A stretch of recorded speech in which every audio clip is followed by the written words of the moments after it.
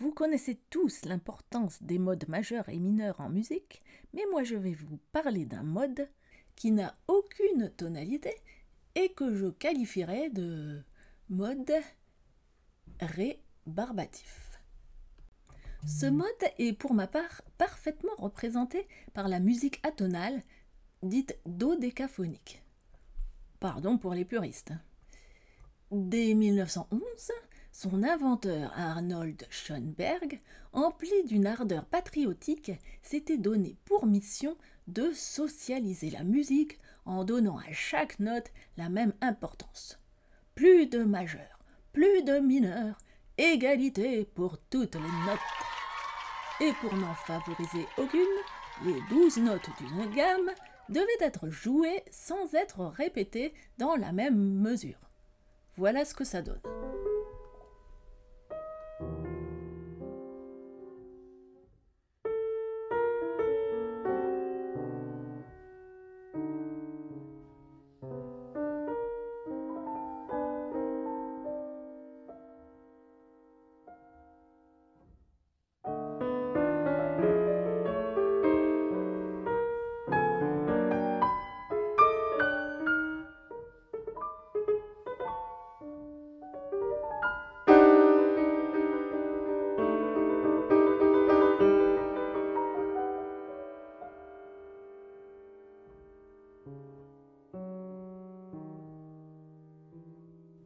Etc.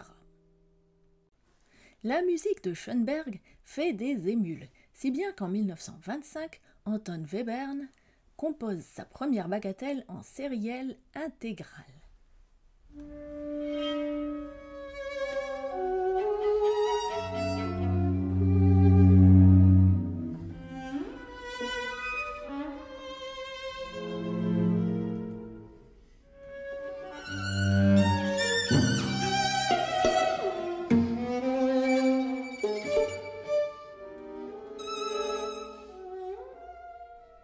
Au départ créée pour se rapprocher du peuple, cette musique a très vite été interdite par le Troisième Reich, car jugée élitiste, inaudible et dégénérée.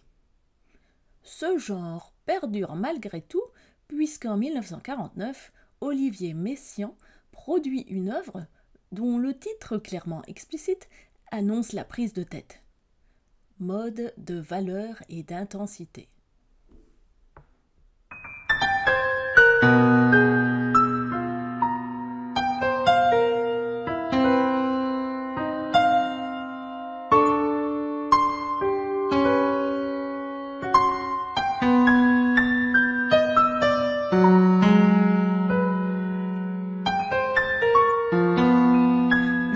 Grâce des 18 minutes restantes. Mais on n'a pas encore atteint le summum. Ce sera fait dans les années 1950 avec la musique massique. Son inventeur, Yanis Xenakis, compose en utilisant les mathématiques.